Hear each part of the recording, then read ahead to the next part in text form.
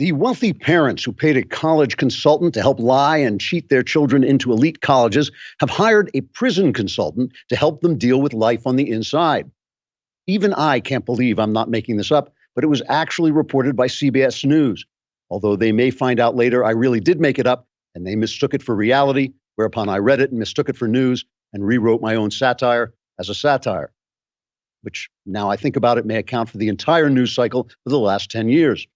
The rich parents had their consultant cheat their kids into school by such techniques as photoshopping their daughter's face onto the body of Arnold Schwarzenegger to get her a weightlifting scholarship, then having the daughter show up at Yale claiming she'd had a sex change operation and was now a 110-pound female and was off the team. Meanwhile, Schwarzenegger was later found in a singles bar trying to pick up men since he finally had the young girl's face he always wanted. Okay, some of this I may be making up now, but I'm not really sure.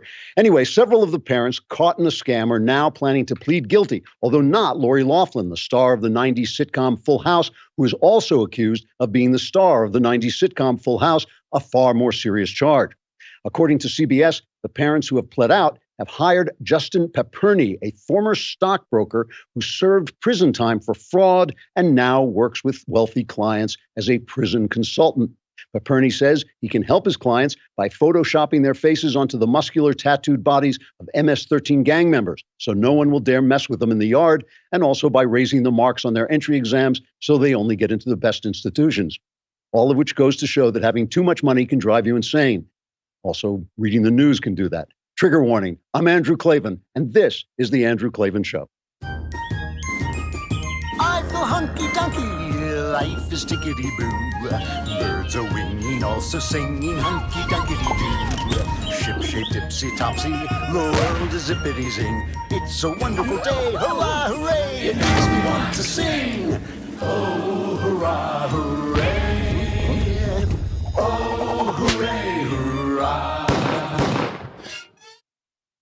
At this point, if Donald Trump said the sky was blue, the Democrats and the media, but I repeat myself, would declare it was brown. Adam Schiff would go on Good Morning America and declare he had seen proof positive of a brown sky, though he couldn't reveal what it was. Jerry Nadler would subpoena the president's eyeballs to demonstrate he wasn't seeing color rightly. April Ryan and Don Lemon would opine that only a white supremacist could get color so wrong. And Jim, look at me, I'm Jim Acosta, would make a complete and utter fool of himself. I'm not sure how, but somehow you can count on that. Trump says there's an emergency at the border, and the media Democrat complex spend hour after hour saying he's wrong, and if he's not wrong, he's to blame, and if he's not to blame, then look, there's a crying baby. They're full of crap. Trump's right. The situation at our border is absurd and out of control, and he's not to blame. Congress is to blame. For as long as I can remember, Republicans and Democrats both have brought the yammer, but not the hammer. They talk, but they do nothing. It's a gross insult. We have a right to have our laws respected by the people who passed them in the first place. It's a cruelty to these poor migrants who are escaping chaos and don't know the rules of the game on which they've staked their lives. It shows unforgivable indifference to our own citizens who have the right to have their communities and homes respected and to get first, second, and final dibs on whatever jobs and services America provides. And of course, it's dangerous. We have enemies who want to destroy us, Al-Qaeda, ISIS, the Democrats and the media. It looks like Trump has had it and is about to get tough, but it's an open question whether he's truly tough enough to stand up against a media that wants desperately to take him down, even if it takes the country down with him. Let's discuss in just a minute. But first, we've got to talk about VPN. This is a product that I actually use every single day because, they say, people think, those cyber guys, they're out to get, John Podesta, but they're not trying to steal anything from me. Not true. It is an easy way for them to make money, picking off your information online. ExpressVPN secures and anonymizes your internet browsing by encrypting your data and hiding your public IP address. ExpressVPN has easy-to-use apps that run seamlessly in the background of your computer, phone, and tablet.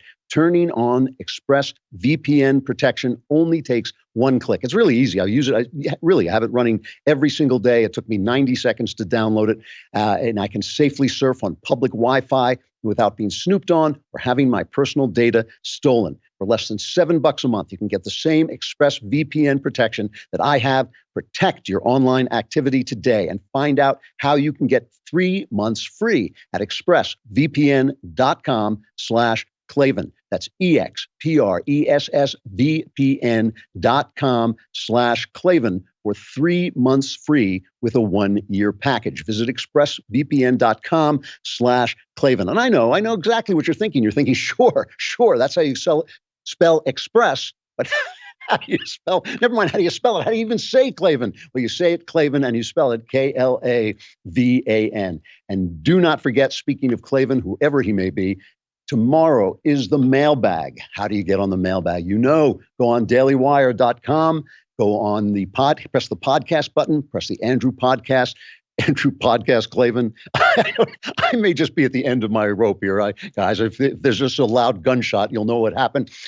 Go on dailywire.com, press podcast button, press the Andrew Klavan Podcast, press that picture of the mailbag. That's the mailbag. Ask your question. Only catch is you have got to subscribe. If you subscribe for $10 a month or $100 for the full year, you can be in the mailbag. Ask me anything you want. Ask me about religion. Ask me about politics. Ask me about your personal life. All my answers are guaranteed 100% correct. There's not even a little wiggle room in there, and they'll change your life. For the better, what do I care? We'll find out tomorrow if you send your questions in today. So President Donald is on the rampage. And I don't blame him a bit. We've got people pouring in. Whatever he was doing, it wasn't working. You can blame him for the fact that when he had both houses of Congress, he didn't move. I think that was a mistake. He made such a big fuss about this during the campaign that he should have stuck to that. He should have put it right up ahead, but he got what he could get, which was the tax cut instead, because I just don't think he could move the Congress. I think the Congress is paralyzed on this issue. It's because they don't all agree on how to do it. They can't compromise. They all are serving their base and not serving the country. It really is. It's shameful. So, he's been throwing out threats. He's going to shut the border, but he can't do that. The economy would crash. So he backs off on that. He's going to put tariffs on Mexican stuff, but not yet. Whatever he does, he runs into a wall. So apparently he has now turned to Stephen Miller, who is his big hardliner on this, policy guy. And he apparently said to him, Stephen, you are now in charge of this issue, which caused Ilhan Omar to say that Stephen Miller is a white nationalist, another Jewish white nationalist. These Jewish Nazis are all over the place. I don't think they're thinking long term. Jewish Nazis are not far-sighted enough. It's like the Japanese joining the white nationalist Nazis for World War II, not thinking ahead. So Stephen Miller I don't know what is white nationalist about the guy. He is trying to protect the border. It's so annoying when people say, and this is really what Miller has been talking about, Stephen Miller has been talking about, is protecting Western civilization. Really drives me crazy when you say protect Western civilization and everybody says, oh, you're a white nationalist.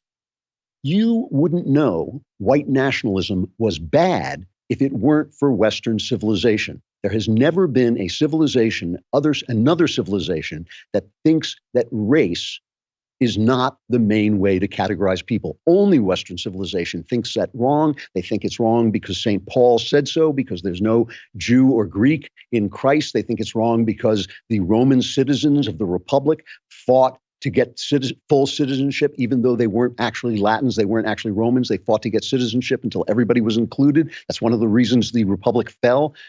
That's why they think white nationalism is bad, because of Western civilization. You have to protect Western civilization. One of the ways you do that is that making sure that people come in, subscribe to the values and attitudes of Western civilization. So this whole thing about immigration, we should have no borders. What's the matter? Why are you so stingy with your beautiful country, which stinks?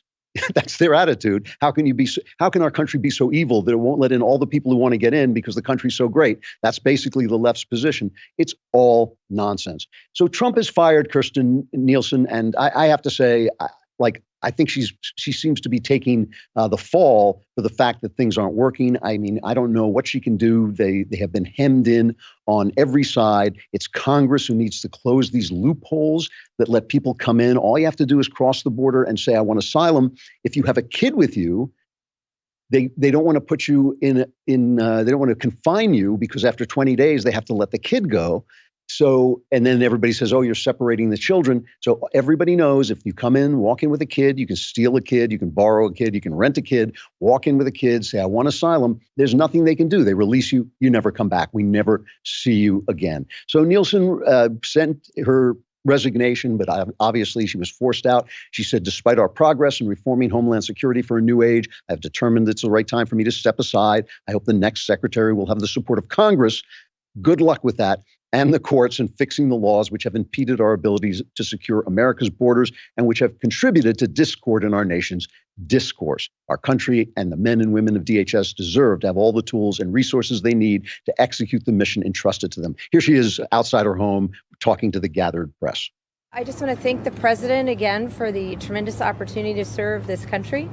I'm forever grateful and proud of the men and women of DHS who work so hard every day to execute their missions and to protect the homeland.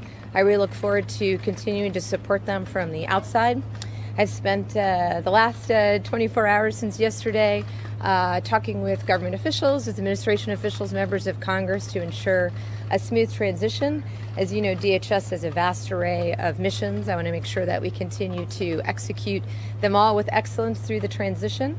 I share the president's goal of securing the border. I will continue to support all efforts to address the humanitarian and security crisis on the border.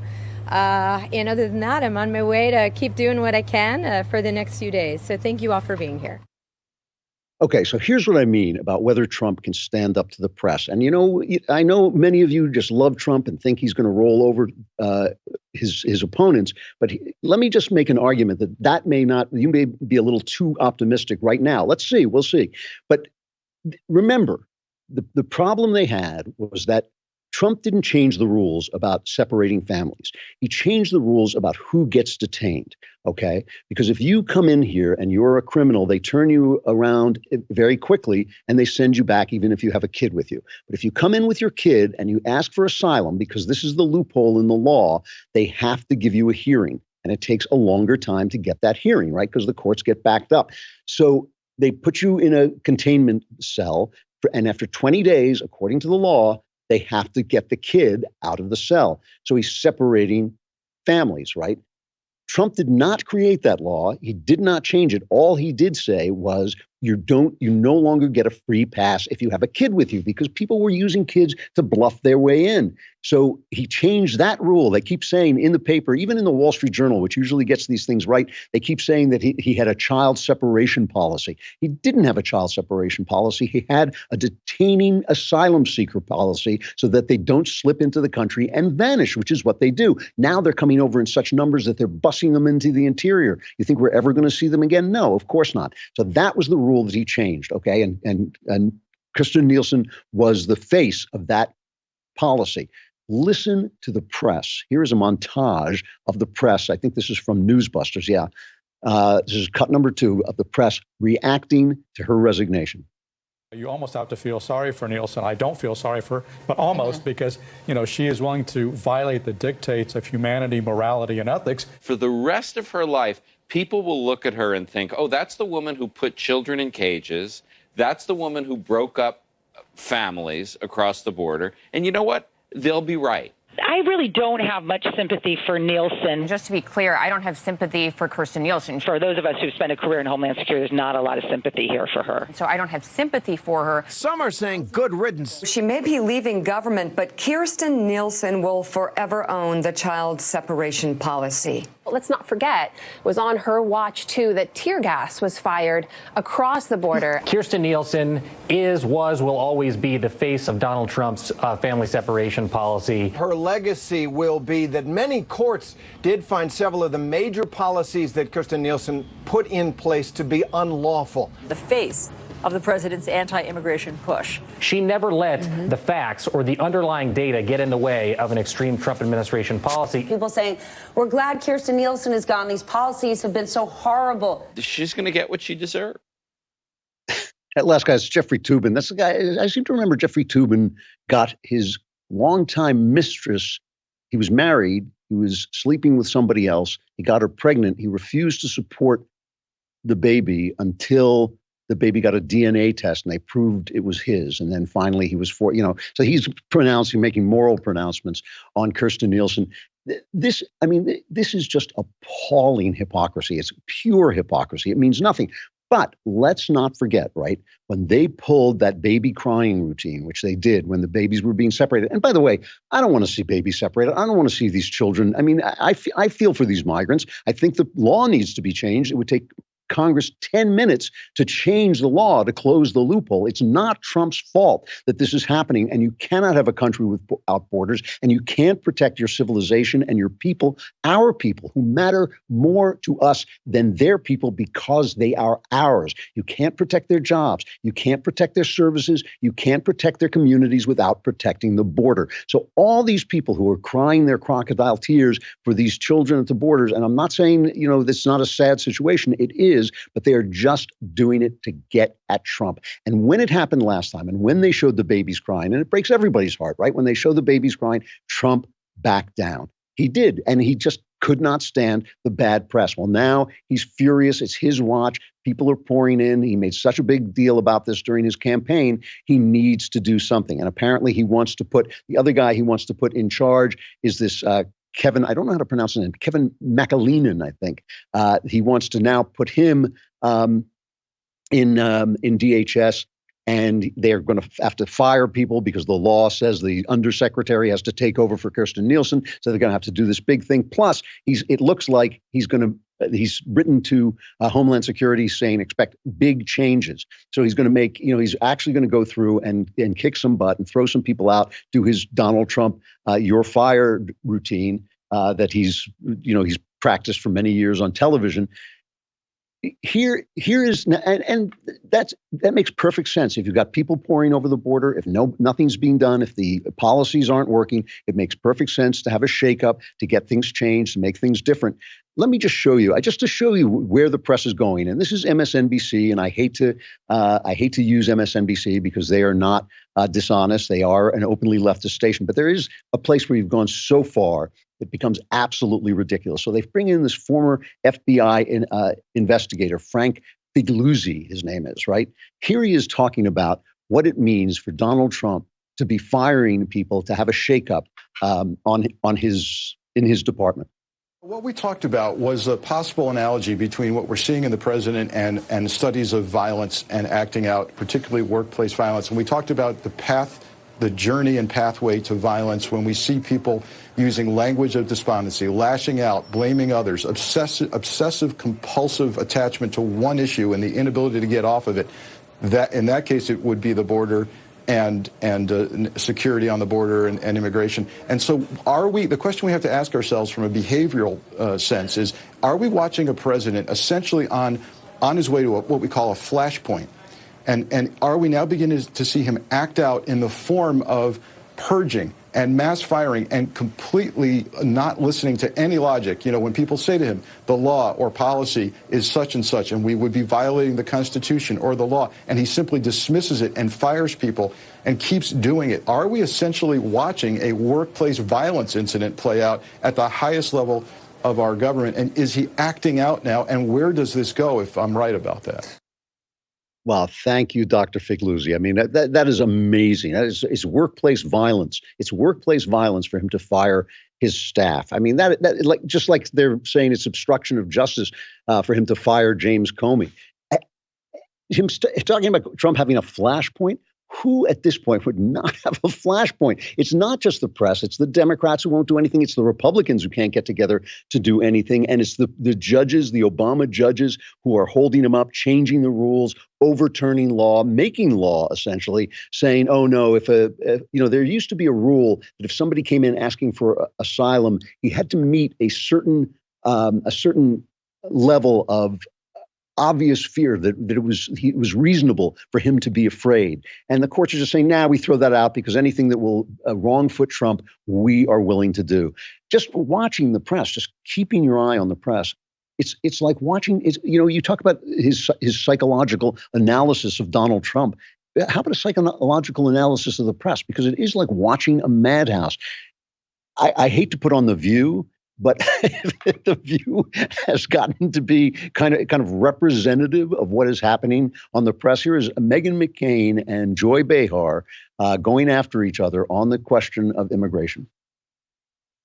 Is a hardline issue for people who live in border states. Many friends of mine, this is the number one and only issue. And if we sit here and act like there isn't a crisis, that it's crazy people living in border states that think that there's a crisis, is a winning ticket for Trump. Like I just said, this guy who's coming in wants to help those countries. That's the way to solve the problem. Keep them there happy or whatever. Solvent, give them a house, give them food, help them, help their children. Give a Nicaraguan stop the house. crime rates. Well, we've had a bunch of liberal guests who do not want to send in aid I at listen all. to you. Let me just finish. Yeah, part of your job is to listen to me. Okay, so here's the deal. Here's what's not going to happen today. We're not going to do this. But when Whoopi Goldberg is the peacemaker, you know you're in trouble. I just want to see. I'm like catfight. I think they should come on and kind of wet T-shirts and just wrestle around in the back. That would be a view I would watch. That would be something I could actually look at.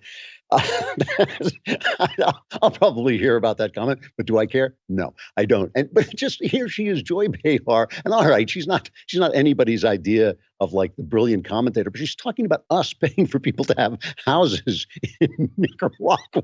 I mean, come on, this is what is it about these people that they do not think about us? They do not think about Americans. They keep some of the guys on CNN are saying, well, we don't like the browning of America. As if America were a white country. When did that happen? Did somebody shuffle off all the different colored people in America while I was asleep or something? I mean, this is an incredibly mixed up country, incredibly racially mixed, because we let everybody in, because we welcome everybody. That's not going to change. Nobody cares about the only person speaking sense about this on the left. You'll kill me for this. I know people will get it. Barack Obama. He gave that I speech in Germany the other day, but he did have this remark. It's almost as if, like, now that he doesn't have to make excuses for his failed policies, now that he doesn't have to, solve the cognitive dissonance of the fact that everything he thought he knew was actually wrong. It's like a little bit of common sense comes out of his mouth. Now, this is a kind of long cut because the guy can't speak without a teleprompter, but it's worth listening to. It's worth just seeing Barack Obama, talk sense. It's like watching a dog walk on his hind legs. It's not that he does it well. It's the fact that he does it at all. Listen to this. If you're going to have a coherent, cohesive society, then everybody has to have some agreed upon rules. And there are going to have to be some accommodations that everybody makes. And that includes the people who are newcomers. The question is, are those fair? Do they, should we want to encourage newcomers to learn the language of the country they're moving to? Of course. Does that mean that they can never use their own language? No, of course that it doesn't mean that, but it's not racist to say, if you're going to be here, then you should learn the language of the country that you just arrived at, because we need to have some sort of common language in which all of us can work and learn and understand each other. It gets more sensitive, obviously, around religious issues. That becomes more challenging, and I don't have simple solutions to all of that. But I guess what I think we have to do in order to push back against just what are clearly racist motives of some, we can't label everybody who is disturbed by immigration as racist. Obama's a white supremacist.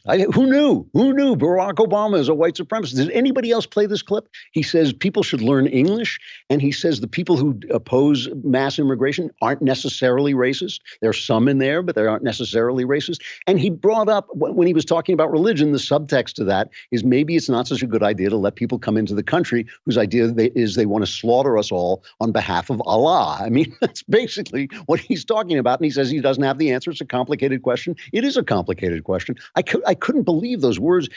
If I had known he was a white supremacist, I'm ashamed of my country. I mean, that we had, for 8 years, we had this Ku Klux Klansman in office. When Spike Lee was talking about the Black Klansman, obviously, it was a coded reference to Barack Obama. It's amazing.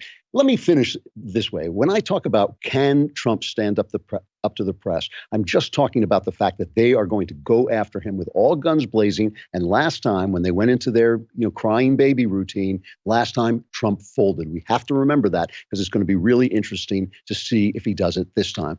I want to end just with just so you can see the press in a nutshell, the media, what the media has become in a nutshell. Earlier, I'm not sure if it was yesterday or last week, I played this clip of Christian Amanpour journalist talking to James Comey. I'm just going to play a little bit of it before. Let's play this. This is, the one of her with Comey. Yeah, you do. It's cut 9. Of course, lock her up was a feature of the 2016 Trump campaign. Do you, in retrospect, wish that people like yourself, the head of the FBI, I mean, the people in charge of law and order, had shut down that language, that it was dangerous potentially, that it could have created violence, that it's kind of hate speech? Should that have been allowed? That's not a role for government to play. Even Comey is shocked. All right. So Christian Amanpour journalist is representing all journalists here, as far as I'm concerned. She's a perfect example of leftist journalism in action. She doesn't support the First Amendment. It's free speech for she, but not for thee. OK, so that's who she is. OK, now here she is parading herself as the journalist's friend. She doesn't like the First Amendment too much, not for you, but for journalists. Any criticism of journalism is a terrible thing. It's cut 7.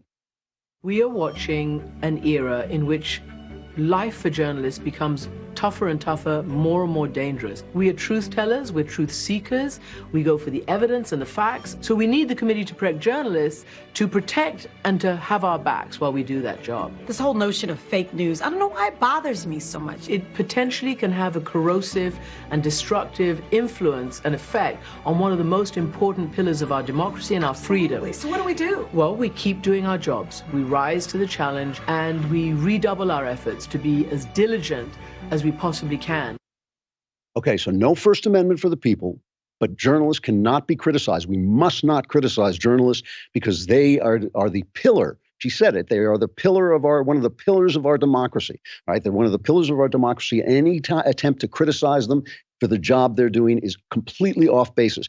Here, courtesy of Newsbusters once again, here is Christian Amanpour interviewing Jonathan Mahler of the New York Times, a former newspaper, after Mahler wrote a hit piece on Rupert Murdoch, saying what a horrible, horrible man he is. And Mahler is describing what the fact that Fox News doesn't think unbridled immigration, illegal immigration, is a good thing. And of course, you'll always notice they leave out the illegal. It's just immigration that Fox News is supposed to be against, which is completely untrue. So here is Christian Amanpour interviewing this guy.